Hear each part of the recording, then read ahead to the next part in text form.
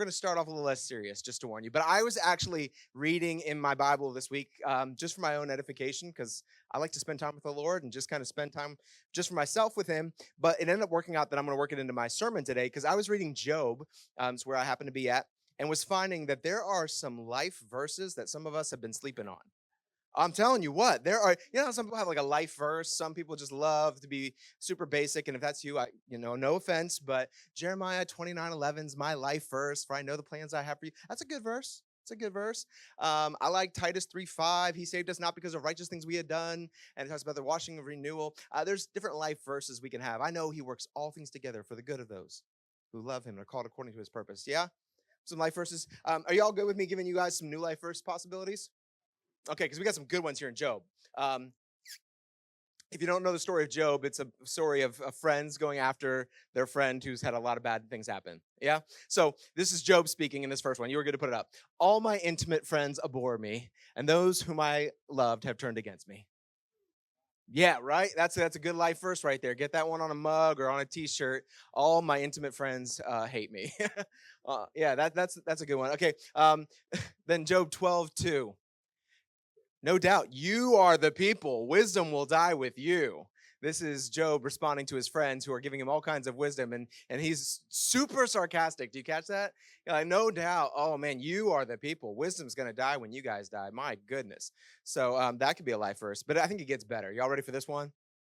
This is the one right here. Romans 13:2, or not Romans, Job 13:2.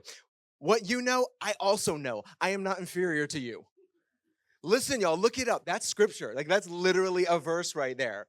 What you know, I also know. I am not inferior to you. Life verse right there. Um, then just a few verses later, verse 5. Oh, that you would keep silent and it would be your wisdom. Right?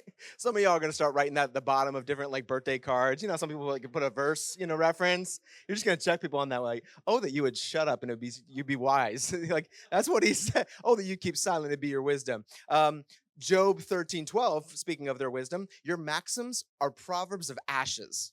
Your defenses are defenses of clay. So that's good for you if you're like arguing somebody online. Your wisdom is wisdom of ashes, and your defenses are clay. I crush them. Anyway, just two more. Yeah, two more life verses for anybody who hasn't found their life verse yet this morning. Here we go. Job 32:20. I must speak that I may find relief. I must open my lips and answer. And as a talker, I was gonna say, right? Come on, as a talker, I get that. I gotta talk. I gotta open. That's my life verse. And then speaking of my Job 19:17. My breath is strange to my wife, and I am a stench to the children of my own mother. Sorry. Anyway, these verses are clearly just out of context right here. And with Job, that's especially important because there's a lot of important context to that. And I remember learning when I went to Bible college many years ago from my professors the importance of context, of actually reading scripture in context. And it's good to know. And I'm glad that I learned the significance of it. And my professors also taught me that it's good to know things, and it's also wise, and there's wisdom in knowing when to use what you know. Yeah? Knowing things and wisdom to know when to use them, those are two deeply connected things. And so in our time together today, we're going to keep them connected, okay? So today we talk about the fact that God is all-knowing and He is wise. And there's a lot of things that like I've learned over the years about God, and you and I should never stop learning, right? Like we never do actually stop learning if we're kind of paying attention. There's always new things to be discovered about life, always new things to be appreciated, better understood, re-envisioned. You see things differently than you did before. Like how many of y'all back years ago now saw the Slumdog Millionaire movie? And the movie is basically this kid who, because of his life experiences, was able to know the answers to all these questions on this game show. Like, how did you know? You must have cheated. And it was actually his patchwork of his past experiences that allowed him to have insights for the questions that he was given. So he did actually know it. But I'll be honest with you, just so y'all know, I'm not good at trivia. Anybody else? Yeah, I'm not good at trivia. I just am not. I've experienced a bunch of things in my life. I have, okay? I'm no slumdog millionaire, but I've experienced some stuff in my life. I've had different jobs, lived in different places, and I've learned a lot, okay? Okay? But there's a lot I don't know.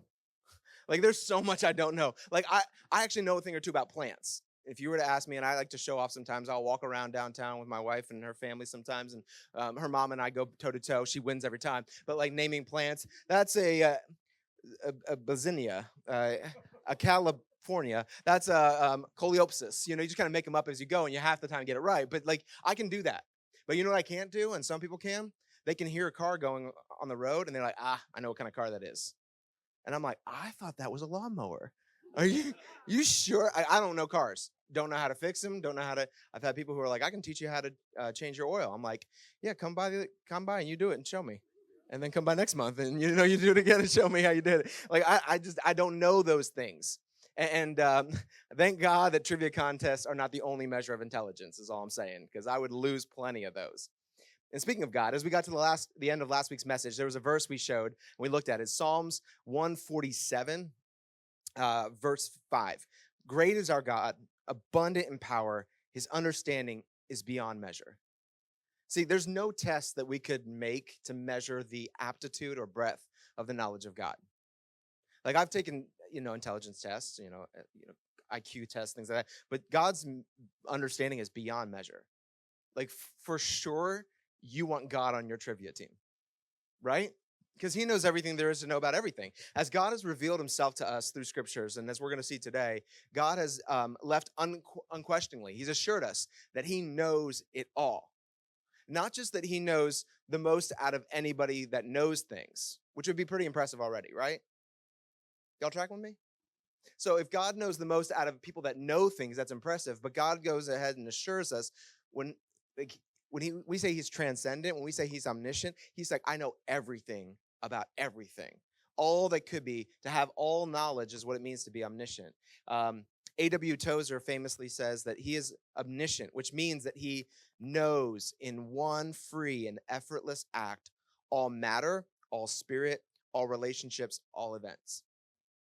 God, without having to break a sweat, to have to go, come on now, that was a couple years ago. Let me think about it. God, without having to make any effort, knows everything. He knows it all. He's aware of all things and completely comprehends all things. He never learns something new, never found out something that he didn't know before, never has that like, I didn't know that. Thanks, Josh. That was really helpful insight. Job, actually we're going to stick around Job a couple times today. Job 12, Job wisely says, wisdom is with the aged, and understanding in length of days. With God are wisdom and might, he has counsel and understanding. The reality we've kind of come to discover, hopefully in life, is that like as you've grown up and you've had more years in your life, you've learned new things, right?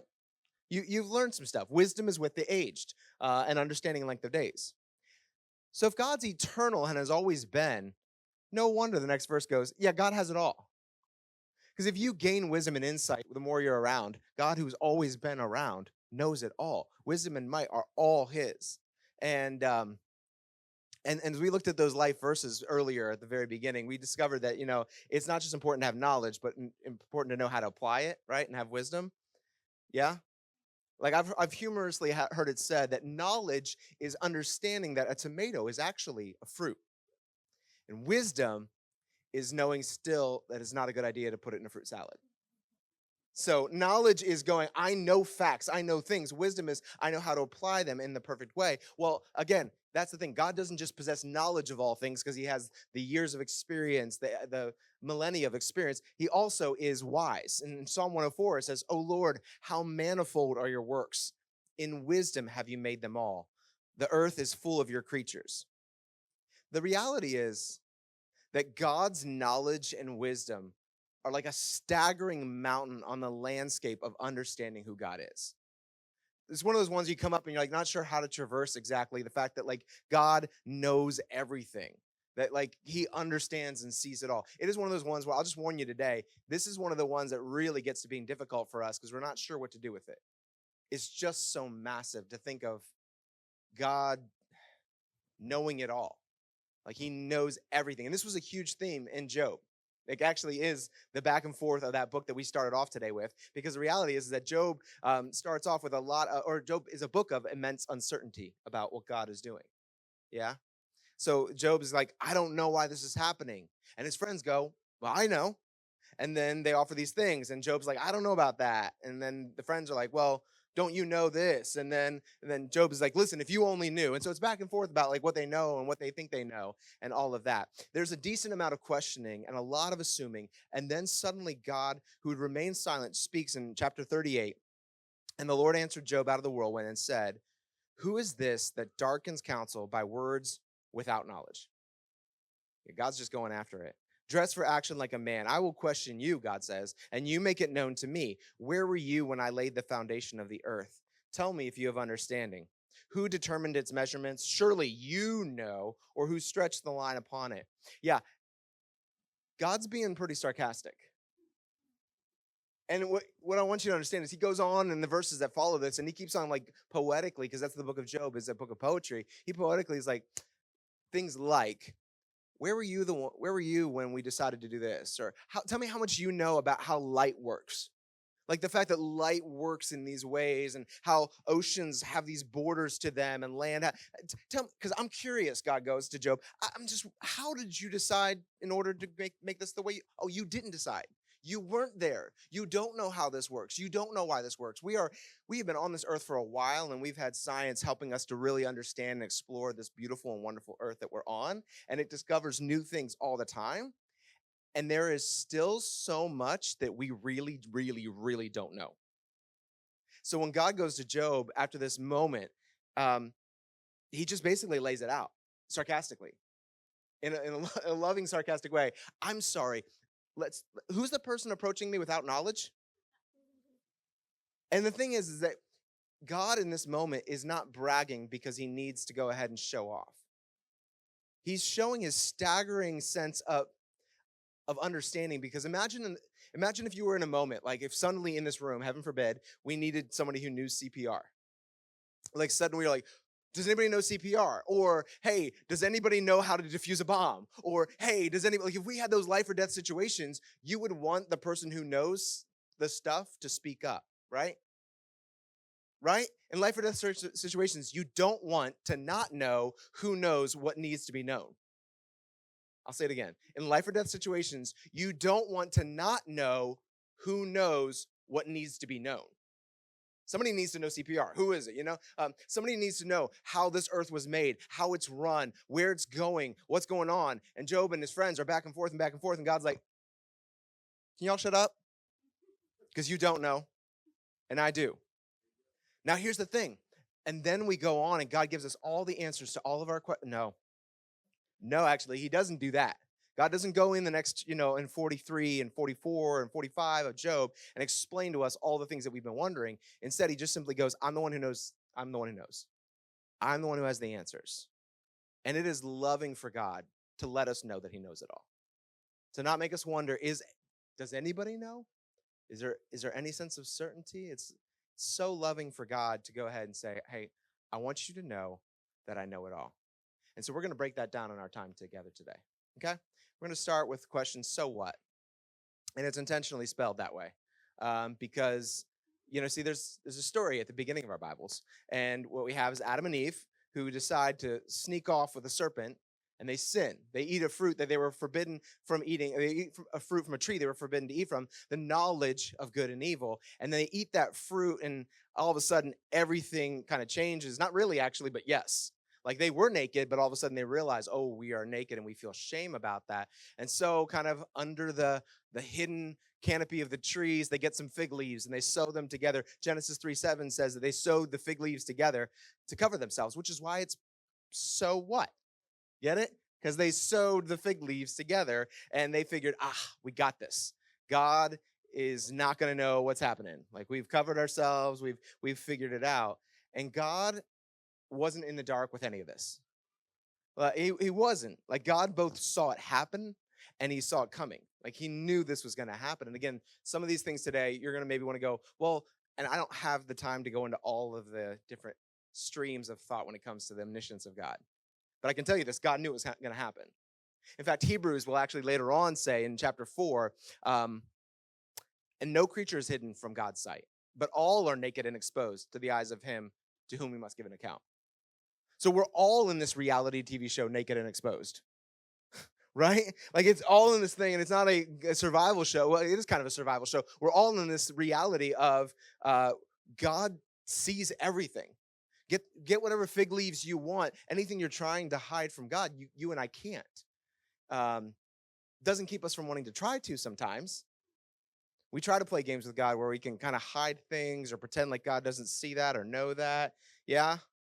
Yeah, it's why back in my day, I grew up, again, some of y'all know I grew up in church. That's my cross to carry. But anyway, I grew up in church, and in the church life, we would have these Sunday school sing-along times. And they'd have these songs, and some of them were like, well, this one was interesting. So some of y'all know it. Be careful, little eyes, what you see. Oh, be careful, little eyes, what you see. For the Father up above is looking down in love. So be careful, little eyes, what you see. And then we go on to little ears, what you hear, little tongue, what you say, little hands, what you do. Um, the, the, the idea, I mean, it says, for the Father up above is looking down in love. But still, the omniscience seemed ominous. Right? Be careful. He's watching you. Be careful. He sees you. And you're like, as a little child, like you gotta sing that, like for the Father up above is looking down in love, because otherwise it really just sounds like you just better watch out. Somebody's eyes are watching. But our Father who loves us and knows us and sees us, he loves us.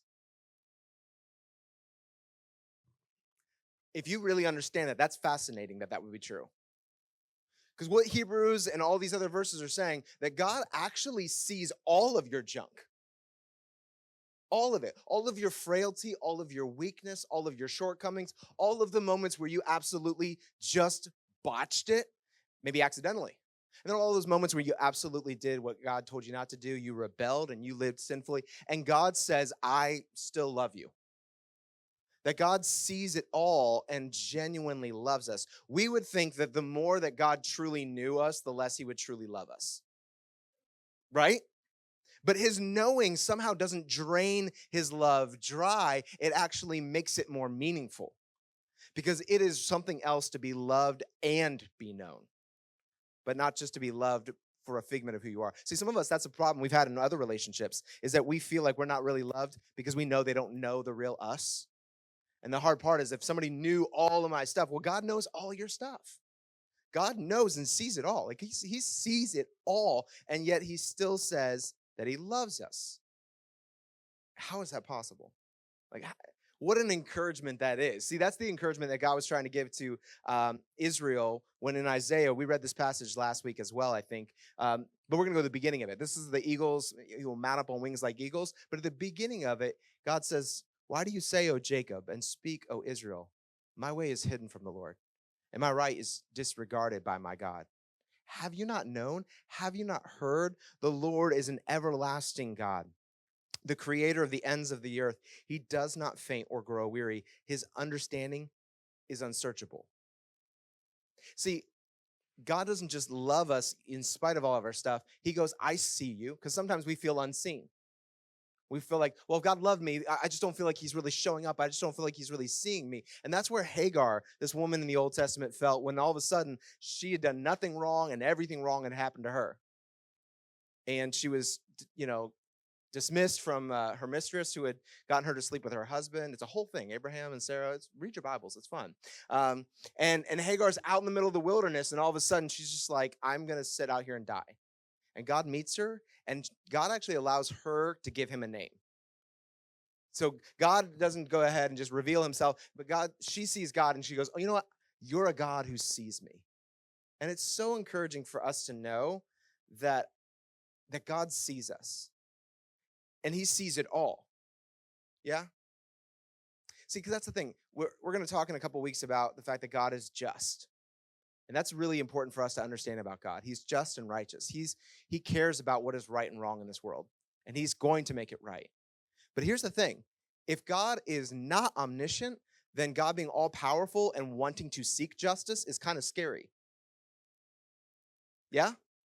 Because how many times have you had a moment where you had all the facts and then you found out you didn't have all the facts? Right?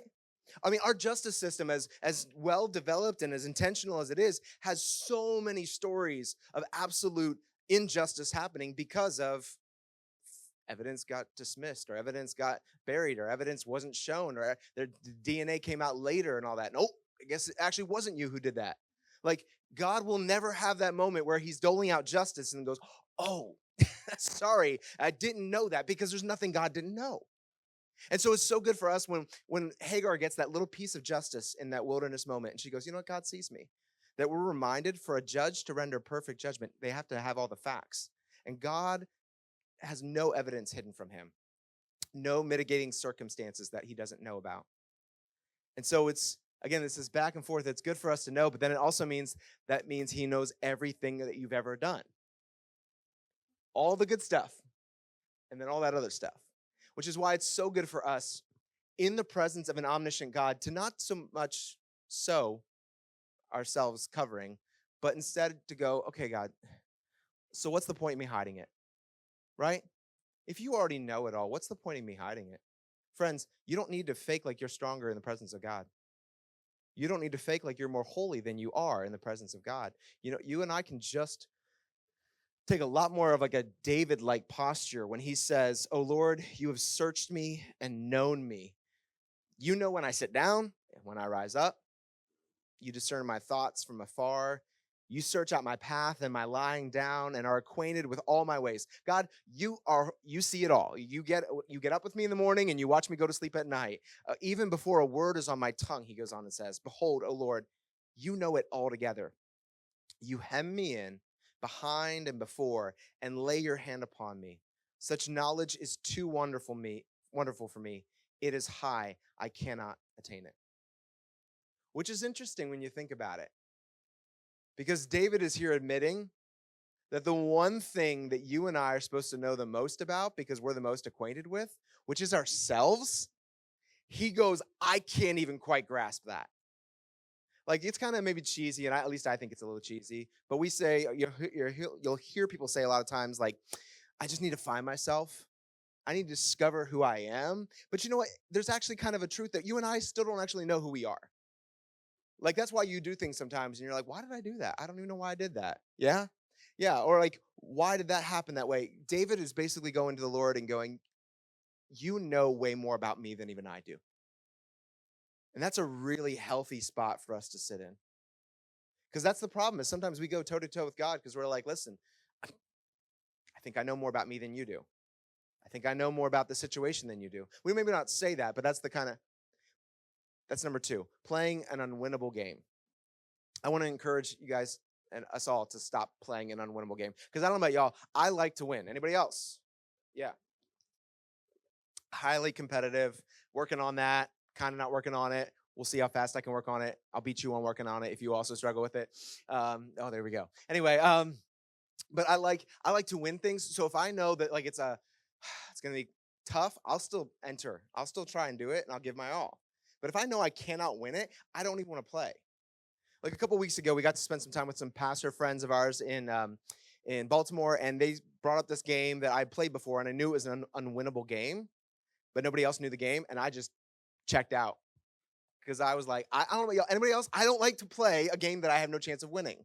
It's not fun, okay? And so here's the thing. I want us to realize that, like, whether we realize that or not, we sometimes try to play that game with God.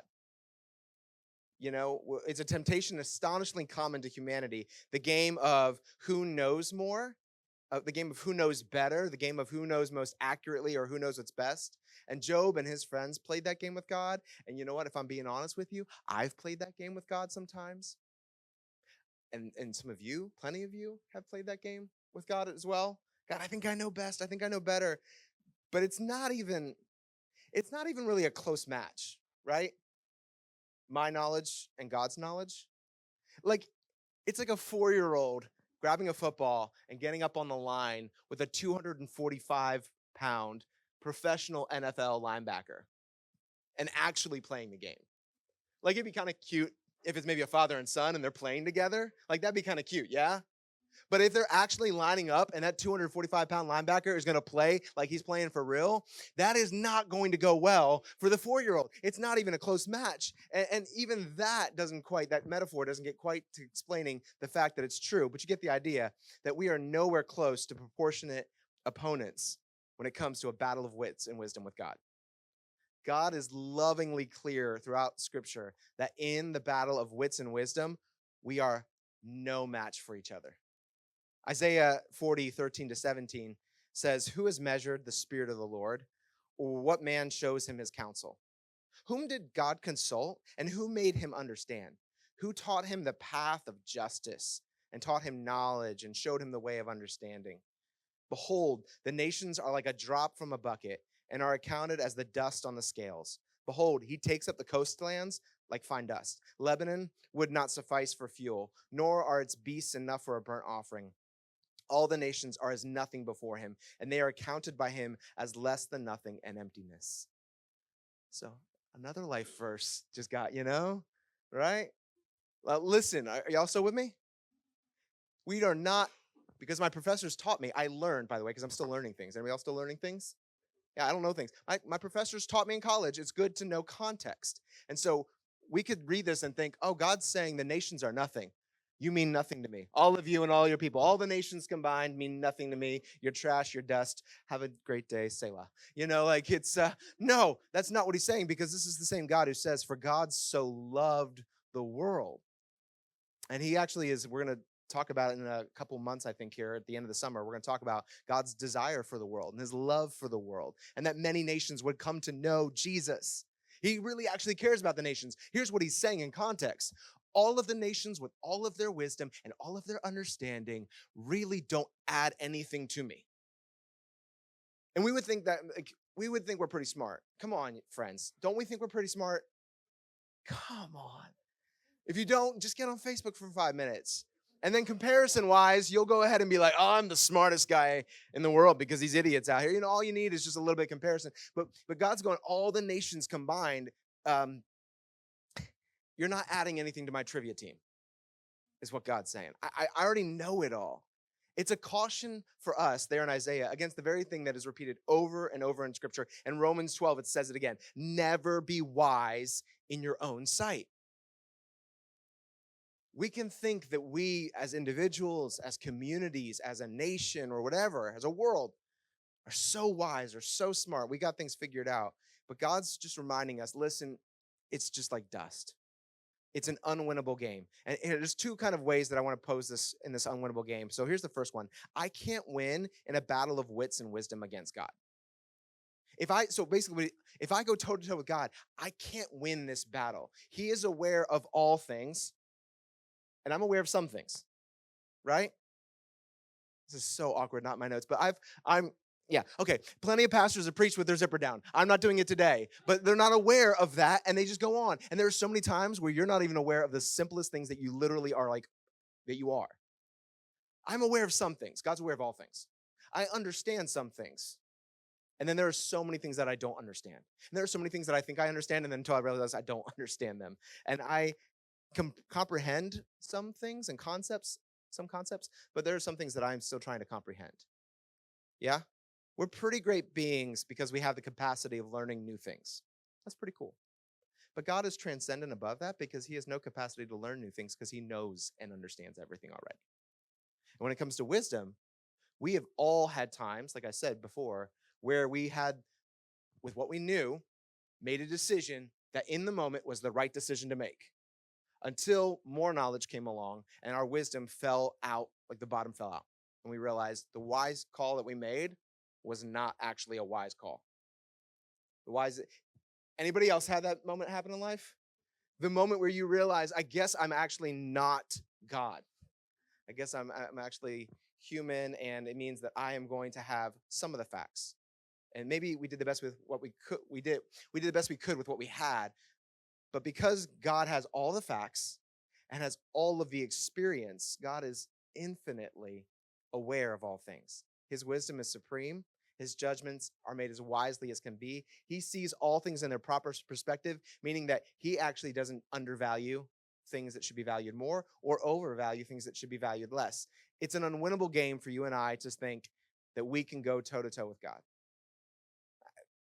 That 4-year-old back with a linebacker, I joke around. I love kids. I really do. But I just think they're funny. Yeah, I do. And if you spend time with kids, they are funny. They really are. Because 4-year-olds about that time, they start to really like learn a lot. And they're realizing, well, I'm knowing a thing or two. And so they'll start talking to you like they know it all. But if that 245-pound linebacker is a mature adult, they know a thing or two more than them. So not just in a battle of like a physical strength, but in a sense of actually like, I know more than you. I think it's hard for us to imagine how that compares to an infinite God. But you and I sometimes when I go toe to toe with God on like, God, I think I know a thing or two, I wonder how silly it really looks. Here's the second unwinnable game. I can't win the game of totally figuring out God or his ways. That's the other thing I think we need to realize. If God's omniscient, I means I can't be that. And that is a hard thing for us to experience because we've had moments for us where we lost that game and it felt really painful. Actually, I think sometimes we've had moments where we thought we were really sharp. We thought we had things figured out. We thought we knew, oh, I know what God's doing. And we try to do this, don't we, as humans? We try to figure out what God's up to. Yeah. And so we're like, okay, I think I know what God's doing. I think I know God's plan. And we can find out we don't actually. We were pretty successful having authority in our domain and knowing a thing or two until the moment that we weren't. And then we realized, we can sometimes join Job. Things were going great until they weren't, and we joined Job in inquisition of God and starting to go, okay, well, hold on a second. Why are you doing this? Why are you allowing this? We thought our theology was solid, and maybe it was, but then we thought we had the inside track on what God was doing and why God was doing it, and then he does something unexpected. And we realize in that moment, we have no clue what God's up to. Sometimes that loss feels a little bit like, I guess I didn't know. So again, sometimes the moments where we figure out we don't know what God's doing or thinking or how he's going to operate, sometimes it's kind of fun. Like, oh man, I would have never expected that. That's so cool that God did that. And then there are other moments where it's like, just feels like someone took and punched us right below the rib cage and it takes the wind out of us. I would have never guessed God would allow that to happen. I don't know why, if God loves me, God would allow that to happen in my life. Yeah? So the hard part of life is that like there are moments where it unexpectedly just hits you that you and I are going to not win if we try to have God all figured out. In fact, it's kind of poetically said in Romans 11:33 that, oh, the depth of the riches and wisdom and knowledge of God, how unsearchable are his judgments and how inscrutable his ways. For who has known the mind of the Lord, or who has been his counselor? Who of us have gone ahead and counseled God when he was like, hey, I could really use some help on this, John. I got this decision coming up about the world. Can you help? No, God didn't do that. But here's what I want you to see. In his unsearchability that he tells us about, it doesn't then tell us, hey, embrace ignorance. The cool thing is that God goes, hey, I am way beyond you. My understanding is way beyond you, unsearchable, inscrutable. But he invites us to search. He invites us to explore. He actually invites us to seek God with all of our heart, our soul, our mind, and our strength. God's not intimidated by your intellect and by your understanding, by the humanity working to understand this world that we live in. Friend, you and I can learn more and more about the Lord and his ways. We can. That's one of the joys of life, is that you and I you don't have to be spiritually where you are right now. A year from now, you can get to know God better. That is, in a sense, the game that we are invited to play, which is the game of you won't have God all figured out, but have fun it's like a hide and seek. God's like, I want to hide some cool things about who I am, and I want you to seek him out, and I want you to get to know me in the process. You're never going to get to that point where you go, okay, got them all figured out, but I want you to enjoy the journey of getting to know me. Now, here's the thing. Some of us want the game instead to be, I get God all figured out, and I get God to do what I want him to do, and I feel comfortable with the whole process. I know I'm preaching hard today, but it's where we're at. And God instead goes, hey, listen instead, because I'm not relinquishing the God card. I'm still God. God says, why don't we instead I want you to delight in getting to know me and my ways as I lead you through this life, ultimately so that I can be glorified, but that you can be absolutely the object of my affection. I'm going to make a good story, God says. And he does. But good stories involve a lot of moments where we kind of go, okay, what is going on? and we can want to scrutinize his ways. And get it. That's when stepping into scrutiny is when Job all of a sudden had God fire back at him, right? Because Job stepped into the unwinnable game of, well, hold on a second. God needs to answer to me. And it's kind of like if you were trying to go ahead and move the Pacific Ocean from the Pacific Ocean over to the Atlantic Ocean by walking across the United States with a colander. Is you and I going toe-to-toe, scrutinizing God and going, God, why did you allow this to happen? Why is this going on? Why did they not do this? Or why did that not happen? Or you start to scrutinize God, and you get the opportunity to carry across the United States the Atlantic Ocean and fill up the Pacific Ocean, or whichever way it was there. But it doesn't work. And instead, what God invites us to do is to, and Josh, how are you feeling today? You feeling strong? Why don't you stand up here? Because if I hurt somebody, I don't mind. No, I'm just kidding. I don't want it to be you. But would you grab a little bit of that rubber band? Yeah. So here's the thing. Rubber bands, don't go too far. They have tension. Now, here's the thing. You're allowing me to be the one who's going to go ahead and move because I don't want to get hurt. So I'm going to move a little closer, which there's still tension, but there's less. See, the reality is that the more, yeah, right? Yeah. I'd rather move closer. Thank you. Thank you, Josh. The tension of you and I not knowing as much as God knows is not meant to go ahead and have us go, you know what, forget this. I'm just going to run in my direction, because that's when we get really hurt. The tension is meant to pull us closer. There's going to always be the tension, but the tension there was meant to go ahead and have me go, I want to get closer to Josh because I want to know more I want to get closer to the Lord is what the tension of omniscience and my not omniscience are meant to do. It's meant to draw me in closer to the Lord. I think that's, when you look at the Apostle Paul, he had plenty of tension. Because here's a guy who gave his life to the Lord and went from seeming success to a lot of stress. Because some of us, we think like, oh man, I know my life's a mess. I need to give my life to God so that he can clean it up. And here's the thing. God will clean up a lot of our lives if we surrender it to him. But that doesn't mean he makes it easier, because the Apostle Paul dealt with shipwreck and snake bites and getting imprisoned multiple times, like all kinds of things. Oh, he was stoned multiple times too, almost killed. Like he was actually almost killed. They thought he was dead. That's how good they did at stoning him outside the city gates. And then he got up from the rubble and was like, okay, let's preach again. So this guy has dealt with some tension of, why is God allowing me to go through this? But in Colossians, he says to this church in Colossae, I want you to know how great a struggle I have for you and for those at Laodicea and for all who have not seen me face to face, that their hearts may be encouraged. He's like, I still want to be with you, being knit together in love. And here's his desire for them: to reach all the riches of full assurance of understanding and the knowledge of God's mystery, which is Christ, in whom are hidden all the treasures of wisdom and knowledge. Where are the treasures of wisdom and knowledge hidden? In Jesus. It is treasure for us to grow in wisdom and grow in knowledge. It is a treasure. It is such a treasure for us to get to learn things and know things. But friends, it's ultimately found in Jesus. That's the source of truth and wisdom. The one thing I want us to get today, and then I'll kind of wrap us up a little bit here, is I can either then use my mental capacities to approach the all-knowing God with admiration or inquisition. I can choose to go, okay, I want to pull closer to Jesus. I want to admire him more. I want to step closer. I don't understand, God, what you're doing. I don't understand why you're doing it. I don't understand this world or what's going on, but I can either approach the all-knowing God, this is our options, with my mental capacities in admiration, or I can put him on trial, and I can go ahead and say, okay, God, you better show up, dress like a man, like God said to Job. That's an unwinnable game. So here's where I want to end it today.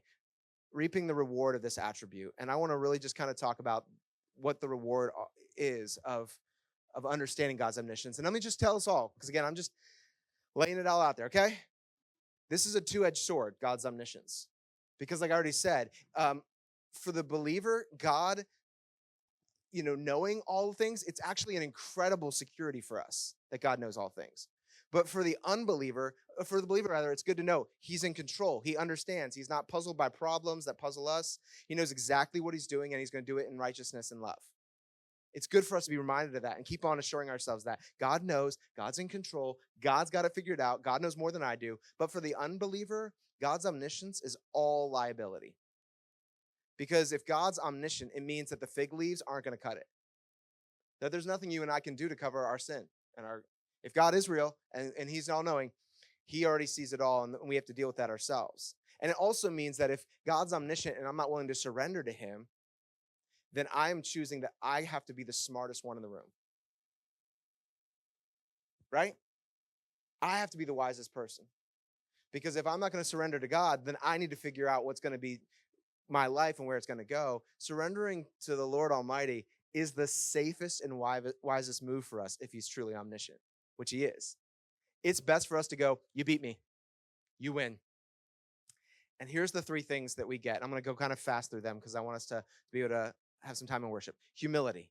I know you're thinking, what a reward. Yes, I wanted more humility. In fact, how many of you all know it's just so fun to pray that God would humble us, isn't it? Yeah. No, we may not see it as rewarding, but it frees us, if God's omniscient, from having to have all the answers and from having to know it all. Instead, we can go, I'm surrendered to the one who does know it all.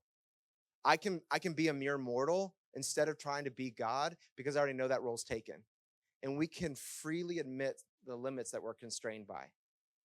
Because if pride comes before a fall, then I think the humility might come before a lot of ascent, where God lifts us up from the situations we're in. If we can just go ahead and say those magical three words, I don't know. I'll tell you this, I get a lot of theological questions as a pastor, and here's what I often want to do. I often want to open up the scriptures, and where there's an answer, I want to show it, because God gives us a lot, right? But here's the reality, friends. There are plenty of good questions that you might ask, or that you might have yourself, that at the end of the day, it's really just good for us to go, I don't know. I don't know. Why does this happen? Or why did that happen? Or I literally this week was having somebody ask me some theological questions about how God is predestining people and election and all these theological terms. And I went to Bible college and all that. I don't know. How does all that work? I don't know. Because I'm not God, and I'm really not going to try and pretend like I can be. And it's really good for us to have the humility. It's a gift that God gives us in his omniscience to go, hey, friend, you don't need to have it all. You don't need to know it all. You can have that release where Job 9:4, it says, he is wise in heart and mighty in strength, who has hardened himself against him and succeeded. I'd rather have a soft heart and succeed than have a hardened heart. Because frankly, life has a way of humbling us. We realize through life that we didn't know as much as we think we did. And that can either cause us to harden our hearts against God or soften them and go, God, I'm in out of my capacity. Yeah? I'm in over my head. Like, I don't know. Why is this happening? Why is that happening? I don't know. But God, I'm going to surrender to you. And that leads us to the second thing, peace and security. Because if God truly is all-knowing, there is a real peace and security in that. Because again, we've already been in the series revealing that God has revealed himself as a God who loves. And so if God is a God who is all-powerful and sovereign king over all and is ultimately love, he is love, then actually him knowing everything and how it's going to all work out, I can breathe easier. And Jesus was teaching about the peace and security that comes from faith in a loving Father when he said in Matthew 10:30, he says, even the hairs of your head are all numbered. He's saying that in the context of going, hey, listen, you're stressed out, you're freaked out, you got all these concerns. God even knows the most minute and minuscule details about your life. We live in a society in a day and age that is marked by anxiety, maybe more than any other era. And it's why words like this, these moments where God reveals himself, are so important for you and I to grab a hold of and let them sink deeply in. Because if God is truly omniscient, like he says he is, then it's going to give us peace and security to know that the Father up above is truly looking down in love. And so we don't need to stress or worry or use anxiety to add things to our life, because anxiety doesn't add a minute to our life. We don't have a clue of what tomorrow brings. But God does. I don't have a clue of what's going on right now in my life. But God does. We may not have a clue of how God could weave the flaws and the sin and the evil of this world that we're currently living in into something that is going to be redeemed and is going to be beautiful. I don't know how God could possibly do that, but he says that he's going to, and he knows more than I do. So I don't know how he's going to work some of the brokenness and grossness of this life into something that's going to be good, but I'm confident that he can and that he will. And I have a peace and a security in that. Friends, we're going to, we are in the DC area and we are in a wonderful one of those years. Every 4 years, we get one of those years. We're in it, okay? So I just want to encourage you. You as well as I know, peace and security doesn't come up 95. It doesn't. And I think I'm seeing, again, not only as a pastor, a lot of anxiety in our nation, but in this area, I'm seeing a lot of people who are eaten up because we know a lot more than we need to know. And yeah, like governments and authorities and all that kind of stuff, it can be scary. But here's what I just want to encourage you. Ultimately, God is in control. And God knows what he's doing. And if you find your peace and security in people and in governments, by all means, stress out this fall. I would be. But I can breathe easier because I don't just go ahead and dismiss all that stuff like it doesn't matter. It does matter. And I don't need to throw my brain away because God's omniscient. No, I can use my brain. And he invites me to do that, right? But ultimately, my peace and security are found in Jesus. So come hell or high water, no matter come what may, I know that God is still who he said he is, can do what he said he's going to do, no matter what kings or queens come up or fall. He's ruler over all. Like he runs the whole thing. So it's certainly good for us to be reminded that we can have peace and security in that. And the third and final thing I would say is awe and wonder. Because I think we'll never entirely know just how good it is to have a God who knows entirely everything. Like I can either use my mental capacities to approach him in inquisition, or I can do it in admiration. And I think of Daniel in the Old Testament. And I think that in the Old Testament, Daniel was all of a sudden, you can hide that. Yeah, thanks.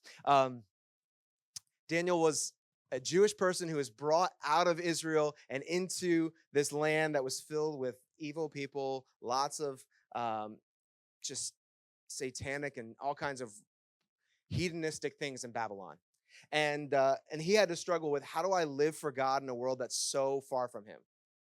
It's not too unlike the world we live in right now. And Daniel's trying to just make it by. But in fact, actually, Daniel's not trying to just make it by. Daniel's poised, and he's got the faith to go, I'm not here just to survive. I'm here to be used by God in this context that I'm in right now. You hear that, friend? That's the heart that we're supposed to have. I'm in this context to be used by God. But here's the thing. He's in way over his element, because not only is he like a slave boy to these evil people, but he also has this guy, this king, who goes, hey, all of your people are going to be killed because I had a dream that freaked me out and nobody can tell me the interpretation of it. And so I'm just going to kill you all. Crazy leadership. Who could know? But anyway, Daniel has his friends get together and they do a prayer meeting. And they just pray and they ask God, would you please give us the interpretation of the dream? A dream that they didn't even know what the dream was. So you have to interpret a dream you don't even know what the dream was. And here's what happens. It happens. And then this is what Daniel says. He answers and says, blessed be the name of God forever and ever, to whom belong wisdom and might. He changes times and seasons. He removes kings and sets up kings. He gives wisdom to the wise and knowledge to those who have understanding. He reveals deep and hidden things. He knows what is in the darkness, and the light dwells with him. To you, O God of my fathers, I give thanks and praise, for you have given me wisdom and might, and have now made known to me what we asked of you, for you have made known to us the king's matter. It was awe and wonder. Rather than fear and frustration, which would make sense, he chose awe and wonder, because you know what? The cool thing is, that in God's omniscience, he will sometimes give us moments where he gives us understanding. You'll have moments when God is going to use you and he's going to answer some of your questions. He's going to give you a peace, maybe even in not knowing the answer to the question, or he might even use you to encourage somebody else. The cool thing is that God, who writes a good story, he knows how to put all the pieces together. And it's meant to allow us to have a moment where we step back and we just appreciate, in a sense, something that's hard for us to appreciate. That we are really small.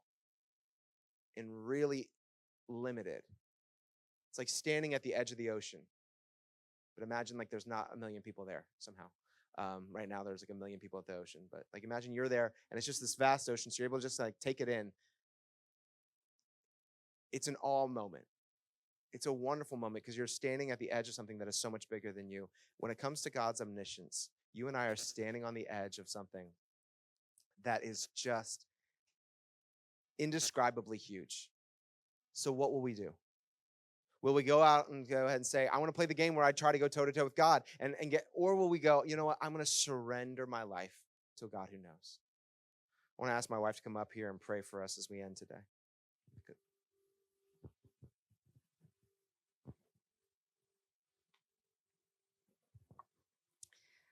I just want to share real quick as I was worshiping this morning. I found myself singing over and over, God, would you, about our church, would you make us confident in your character? And I was just thinking about this series and everything that we've been dwelling on and how you don't boast about things that you're unsure of. People don't go around boasting about like things that they're like, I don't even know if this is accurate. And so I just had on my heart, like, God, would you make us confident in your power and in your eternality and in your omniscience and your goodness and righteousness and justice, so that we will boast in those things, so that we will boast in you, so that we won't go around walking in this life just unsure of everything, but make us confident in those things as we dwell on these aspects of God. And so I just want to pray that over us today. Jesus, thank you for revealing the Father to us. We don't take that for granted. We want to stand here with soft hearts in awe and wonder of you and your character. And though we don't fully understand, make us confident in your character. Build confidence in each one of us, that we would boast in your goodness and not in ourselves. Give us that peace that passes all understanding. Let us rest in who you are. Let us trust with our whole hearts. Let us draw near to you when we don't know or we are unsure, not just for answers, but for your presence. In Jesus' name, amen.